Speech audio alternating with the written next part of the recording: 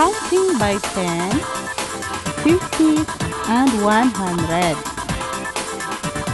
Bago natin umpisahan ang ating aralin, basahin muna natin ang life encouragement verse. Ito pa ang sabi ni Yahweh sa mga taga-Israel, lumapit kayo sa akin at kayo mabubuhay. Huwag mo rin kalimutang mag-like at isubscribe mo na rin.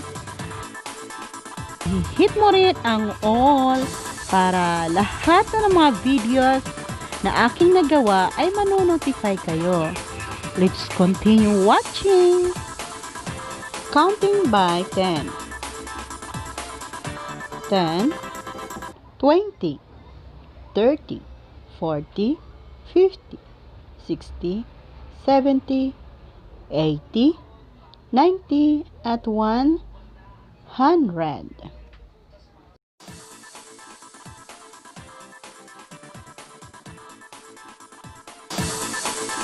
Ngayon naman, tayo magbilang ng tig 50 o 50.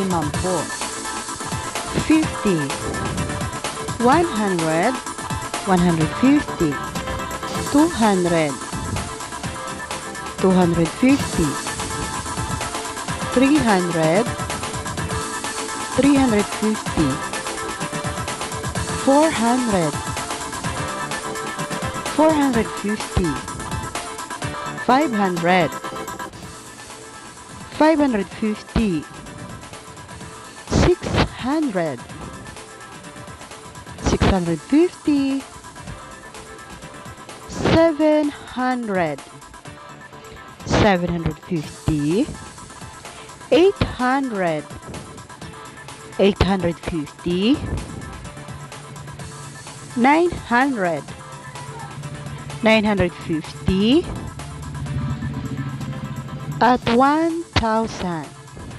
Ngayon naman, sabayan niyo akong magbilang ng tigwa 100 or tig 100. Okay, ready na kayo? 100, 200, 300, 400, 500,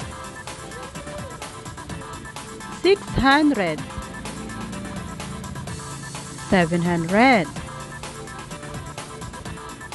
800, 900, at 1,000. Ngayon mga bata, sanayin naman natin ang ating sarili kung may natutunan tayo. Handa na ba kayo? Excited na ba kayo? Okay, basahin natin. Kung ang naunang bilang ay 250, anong bilang naman ang kasunod nito kung magbibilang tayo ng tig 100? Ano kaya ang sagot? Sa A, 100, B, 350, C, 300. Kung ang sagot mo ay B, tama ka, 350. Ngayon, pangalawa, anong bilang ang mas malaki? 500 o 450? Ang tamang sagot ay 500. Tuloy lang tayo. Bilangin ang mga sumusunod. May isang 100, isang 200, at isang 500. Ilan lahat? Ang tamang sagot ay 800. Very good. Next, bilangin natin ang mga sumusunod na bilang. Ilan ang 100? 4. Mayroon tayong 1, 2, 3, 4, 5, 6, 7, 8. Ilan lahat ang nabilang mo? Kung ang sagot mo ay 480, tama ka. Very good. Ito,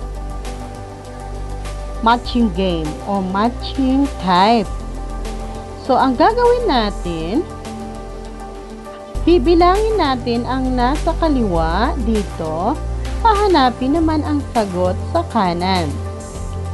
Sa A, sa letter A, mayroon tayong tatlong tigwa 100 at mayroon tayong dalawang tig sa 10 at mayroon ding dalawang tig-isa. So, alin dito sa kanan ang sagot? Kung ang sagot mo ay letter C, tama ka. Very good. Letter C ang sagot. Nasa C, 322. Sa B, mayroon kang 4 na tig-100 at ang tig-isa naman ay bilangin nga natin 1, 2, 3, 4, 5, 6, 7, 8, 9 na tig-isa. So, bali, ilan lahat? Kung ang sagot mo ay 409, D, tama ang iyong sagot. Sa letter C naman, mayroon kang isang tigwa 100 at ang tig sa 10 mo ay 6 at mayroon ka pang dalawang tig-isa, ilan lahat? Tingnan ang sagot, tingnan. Kung ang sagot mo ay 162, ang galing-galing mo. Very good, ang galing-galing mo. Sa letter D, mayroon kang 5 tigwa 100. Kung ang iyong sagot ay 500, very good. Tama ang iyong sagot. Nasa E. Sa letrang E, mayroon kang dalawang tig-100 at 5 tig sa 10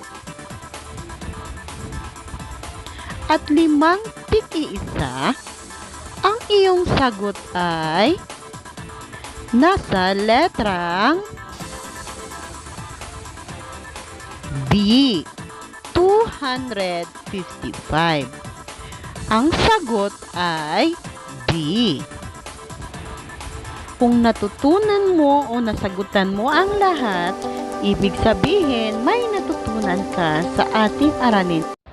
Salamat sa panunood. God bless.